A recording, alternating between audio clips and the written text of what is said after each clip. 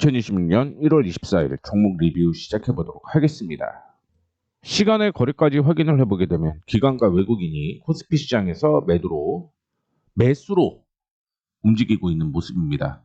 장 막판에 외국인 쪽에서 매수로 전환된 모습이었고요. 코스닥 확인해 보시게 되면 기관과 외국인이 동반 매수 들어오게 되면서 상승으로 마무리가 되었습니다. 그러다 보니까 양 시장 상승으로 마감하는 모습이었는데 어제 장 초반만 하더라도 5,000포인트를 돌파를 했습니다. 안착에는 실패하는 모습이긴 했습니다만 이전의 고점과 저점을 확인을 해보게 되면 상승 추세가 여전히 이어지고 있다라고 생각을 하시면 될 것 같습니다. 그래서 내일 혹은 월요일도 역시 흐름이 어떻게 나올 가능성이 높다라고 볼 수 있냐면 이전의 고점이었던 4,935포인트가 지지선으로 작용을 해야 되고요. 4,807포인트를 이탈하지 않는 이상은 단기적인 추세가 지속적으로 살아있다라고 생각을 하시면 될 것 같습니다.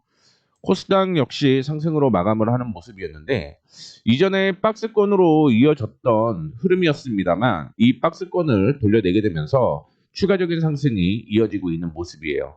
그래서 935포인트를 이탈하지 않는다라면 흐름은 계속적으로 우상향으로 진행이 될 가능성이 높다라는 것 참고해 주시면 좋을 것 같습니다.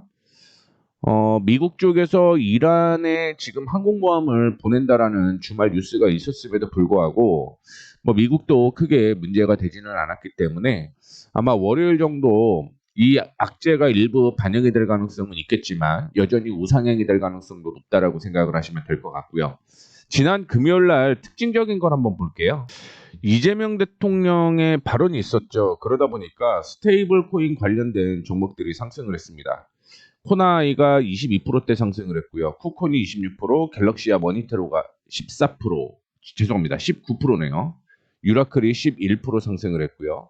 스테이블 코인 관련된 종목들 헥토파이낸셜과 함께 NH, KCP, 미토온, 다날, 카카오페이, 더즌 상승을 하는 모습이었고요.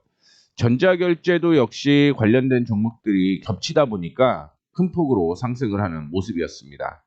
자, 그 다음에 하락하는 걸 확인을 해보게 되면 2차전지는 당연히 하락을 할 수밖에 없죠. 이전에 급등이 나왔기 때문에 일부 조정이 들어왔다라고 생각을 하시면 될 것 같고 그 외에도 삼성 SDI는 큰 폭으로 조정을 받지는 않았습니다. 그리고 IL 같은 경우나 EV 첨단 소재 약세가 이어지는 모습이었는데 유일에너테크나 미코, 대주전자재료 이런 종목들은 상승으로 마감을 했습니다. 특히 로봇 관련주를 확인을 좀 하셔야 되는데 전체적으로 상승한 모습을 보여주고는 있습니다만 휴림 로봇이 거의 하한가 들어갔고요. 현대무벡스, IEL, 러셀, TPC 글로벌, 해성 에어로스페이스, 로보틱스, 푸른기술 이런 종목들은 급락이 나오는 모습이었습니다. 장 중에 갑자기 급락이 나왔죠. 그러다 보니까 그동안 많이 올라갔다 이렇게 해석을 하시는 게 맞을 것 같아요. 그동안 현대무벡스, 러셀, 해성 에어로 로보틱스의 경우는 보시다시피 주의가 뜬 종목입니다. 단기 급등이 나오는 모습이었고요. 그로 인해 현대차, 기아차, HL, 만도, 현대위아 이 종목들이 로봇 관련주잖아요. 그러다 보니까 급락이 나오는 모습이었습니다. 대응 잘 하시길 바랄게요. 자, 본격적으로 종목 리뷰 시작을 해보도록 하겠습니다. 기가비스가 큰 폭으로 조정을 받는 모습이었고요. 파마리서치도 약세가 이어지면서 강세가 이어지면서 마무리가 되었습니다. 신흥 SEC가 2차전지잖아요. 그러다 보니까 약세로 마무리가 되는 모습이었고요. Y2솔루션 로봇 관련주로 이슈 역할을 하고는 있습니다만 그럼에도 불구하고 상승으로 마감을 한 모습이고요. 하나하나 체크를 해보도록 하겠습니다. Y2솔루션도 로봇에 대한 기대감 때문에 주가가 올라가다가 윗꼬리를 달면서 마무리가 되는 모습입니다. 여전히 4,350원을 돌파를 해야지만 본격적인 상승을 한다라고 보시면 될 것 같은데 본격적인 상승은요 돌파보다는 안착이 이렇게 나오면서 올라가야 된다라는 거 말씀을 해드리도록 할게요. 참고로 20일에는 어떤 이슈가 있었냐면 이준용 의장이 6만 8천 주를 장내 매수했습니다. 사업 재편에 기대감이 형성이 되어 있는 모습인데 분석해본 결과 매출이 최소 2,500억 이상 늘어날 가능성이 높기 때문에 여전히 들고 계셔도 긍정적이다라고 볼 수가 있을 것 같습니다. 다음으로 스튜디오 드래곤을 확인을 한번 해보겠습니다. 상승으로 마감을 하는 모습이긴 한데 특별한 이슈는 없었어요. 특별한 이슈는 없었고 이전에 저항으로 형성이 되어 있는 가격을 돌파를 해야 됩니다. 49,000원을 제가 목표가로 제시를 해드리고 있는데 최근에 다시 조정을 받는 모습이었습니다. 그런데 저점끼리 쭉 연결을 해보게 되면 상승이 여전히 유지가 된다라는 거 확인을 해볼 수가 있을 것 같고요. 이 추세가 이탈을 하게 되면 비중 축소 정도로만 대응을 하시면 될 것 같습니다. 여전히 상승 여력 충분히 남아 있다라고 보시면 될 것 같고요. 단기적으로 45,000원대까지 이탈가를 상향 조정을 해도 상관이 없습니다. 저는 44,600원을 이탈가로 잡아놓고는 있는데 45,000원을 이탈하게 되면 비중 축소하는 걸로 대응을 하시면 될 것 같기 때문에 45,000원 이탈 시 비중 축소 하시는 것도 하나의 방법이라는 거 참고해 주시면 좋을 것 같아요. 그 점만 참고해 주시면 될 것 같고 한화 비전 확인을 해보게 되면 지난 목요일이었죠. 그리고 우리나라 시간으로는 금요일인데 인텔 실적에 대한 우려가 나왔죠. 그러다 보니까 반도체 관련주가 약세로 마감을 하는 모습이었습니다. SK 하이닉스나 삼성전자도 비슷한 흐름이 있었고요. 반도체 관련주인 한화비전도 역시 약세가 이어졌던 하루였다 생각하시면 될 것 같습니다. 0.05%인데 참고로 이거는 넥스트레이드죠.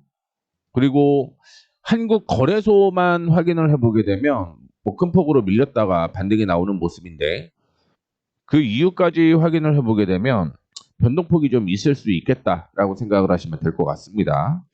여전히 51,000원을 이탈가로 잡고 있는 상황이고요. 목표가는 62,500원을 제시해 놓고 있다는 거 참고해 주시면 좋을 것 같습니다. 다음으로 원택을 한번 볼게요. 원택까지 확인해 보게 되면 어제 약세가 이어지는 모습이 연출이 되기는 했습니다만 제가 예전부터 언급을 해드렸던 게 장대의 음봉이 형성이 되게 되면 횡보장세가 형성이 됐고요. 이걸 돌파를 하면 그 다음부터 상승 여력이 있다라고 얘기를 해드렸습니다. 지금은 갇혀있는 모습이고요. 이게 장대 음봉이 나오게 되면은요 횡보를 할 수밖에 없는 게 거래량이 일반적으로 터지면서 마무리가 되는 거잖아요. 이 물린 사람들이 일부 해결이 돼야 되는 거예요. 그러다 보니까 장대 음봉이 나오게 되면서 횡보를 했는데 최근 들어서 이 장대 음봉의 고점을 돌파하려고 하는 모습이 나타나고 있고요. 돌파를 한다라고 하면 당연히 9,600원대까지 상승 여력 충분히 있다라고 생각을 하시면 될 것 같습니다. 그 다음에 JNTC를 볼게요. 0.97% 상승으로 마감을 하는 모습이었는데 지난 목요일만 하더라도 기관과 외국인이 동반 매수가 들어오다가 금요일은 동반 매수가 아니라 외국인 쪽에서 매도가 나오게 되면서 윗꼬리를 조금 달았다 이렇게 생각을 하시면 될 것 같아요. 다만 여전히 이전에 저항으로 형성되어 있었던 가격까지는 상승 여력이 있다고 보고 있고요. 제가 단기적으로 22,000원 제시해 드렸습니다. 월요일 정도에 이 하락하는 추세를 돌려내는지 체크를 해 보도록 하겠고요. 돌려낸다라고 한다면 22,000원, 그 다음에 목표가 상향 조정을 해서 25,000원대까지 끌고 가는 전략이 유효할 것이다라는 말씀 드리도록 하겠습니다. 재룡전기도 올라가다가 윗꼬리를 다는 모습인데 사실 지금 계속 시간의 거래가 포함되어 있는 넥스트레이드를 보고는 있는데 상승 추세는 유지가 되고 있다라고 생각을 하시면 될 것 같아요. 순간적으로 밀릴 수는 있습니다. 그래서 재룡전기는 종가 기준으로 매매를 하셔야 된다라는 거 말씀을 해드릴게요. 여전히 추가적인 상승 이어질 가능성 높다라고 생각을 하고 있고요. 제가 44,000원을 목표가로 지금 제시를 해드렸는데 밑에 줄쳐져 있는 42,500원은 단기 저항일 가능성이 있다는 거 참고해 주시면 좋을 것 같습니다. 그 다음에 LG화학을 한번 볼까요? LG화학. 2차전지가 약세가 이어졌음에도 불구하고 LG화학은 상승으로 마무리가 되는 모습이었습니다. 그래서 하락하는 추세를 돌려낼 때 매수하자라고 얘기를 해드렸었고, 지난 목요일 날 2차전지가 상승을 했고요. 그로 인해 LG화학 같은 2차전지가 갭상승으로 출발 후 밀리는 모습이었습니다. 고점을 확인을 해보게 되면 37만 원 부근은 단기 저항일 가능성이 있어요. 그러다 보니까 눌렸다라고 생각을 하시면 될 것 같은데, 뭐 거래량이 크게 늘어나면서 눌린 게 아니기 때문에 들고 가셔도 괜찮을 것 같습니다. 기가비스가 되게 애매했었어요. 갑자기 오후장 들어서 VI 발동이 되게 되면서 급락이 나왔었는데, 그 이후에 기관과 외국인이 매도를 하게 되면서 방향을 아래쪽으로 잡고 있는 모습입니다. 여전히 바닥이다라고 볼 수는 있을 것 같고요. 다만 48,000원을 이탈을 하게 되면 그때는 리스크예요. 근데 47,750원까지 밀렸네요. 이거는 차익 실현하는 걸로 할게요. 차익 실현하는 걸로 하겠습니다. 어쨌든 이탈을 했고 그로 인해서 매매를 했던 거기 때문에 이거는 차익 실현으로 적어 놓고요. 제가 잠시 후에 정리를 한번 해드리도록 할 테니까 이 점 참고해 주시면 좋을 것 같습니다. 다시 한번 말씀드릴게요. 기가비스의 경우는 차익 실현한 걸로 진행을 하도록 하겠습니다. 그 다음에 파마리서치 확인을 해보시게 되면 계속 상승을 하고 있죠. 원래는 조정을 받을 때 매수를 하자라고 얘기를 했었고, 그게 45만 원은 터치를 한번 할 가능성이 있었다라고 생각을 해서 아침에 급하게 쇼츠를 찍어드렸었는데, 중요한 건 갭상승이 나오게 되면서 매수 타이밍이 안 나왔고요. 그냥 목표가 49만 원대까지 올라갈 가능성이 높다라는 거 참고를 해주시면 좋을 것 같습니다. 새로운 종목 계속 좀 찾아보도록 하겠고요. 원택이나 파마리서치의 경우는 지난 금요일 날 모멘텀이 형성이 되었어요. 미용기기라든가 의료기기 관련된 이슈였기 때문에 매수 타이밍을 안 주고 상승으로 마무리가 됐다라고 생각을 하시면 될 것 같습니다. 혹시 월요일 날 조정 받게 되면 매수하는 걸로 생각을 하시면 될 것 같고요. 자, 마지막으로 아침에 같이 언급을 해드렸던 종목이 신흥 SEC죠. 5,660원에 마무리가 되는 모습이었는데, 원래 반등은 5,750원에서 5,850원에서 5,700원 사이에서는 매수 타이밍이 나올 거다라고 얘기를 했는데, 보시다시피 갭상승 출발을 해서 눌리는 모습이었어요. 다만 거래량이 60%도 동반이 안 되고 있습니다. 그리고 하락하는 추세를 돌려냈다라고 생각을 했는데, 뭐 그 밑으로 가 있죠. 지금 기준으로는 여전히 5,500원을 손절가로 잡고 대응을 하시면 될 것 같고요. 목표가 6,400원 이전 고점을 제시를 해드리고 있지만 계속 끌고 가는 방향으로 진행을 할 거라는 거 참고를 해주시면 좋을 것 같습니다. 일단은 지난 금요일 날 기관 외국인이 동반 매도를 했기 때문에 이거는 이탈가를 꼭 지켜달라는 말씀을 해드리도록 하겠습니다. 이렇게 해서 마무리해 보도록 하겠고요. 내용이 도움이 되셨다면 구독, 좋아요, 알림 설정 부탁드리도록 하겠고요. 1월 말까지는 계속 종목을 시간 나는 대로 종목을 말씀을 해드릴게요. 다만 이제 변수가 조금 2월부터는 있을 수 있다라고 생각을 하시면 될 것 같고요.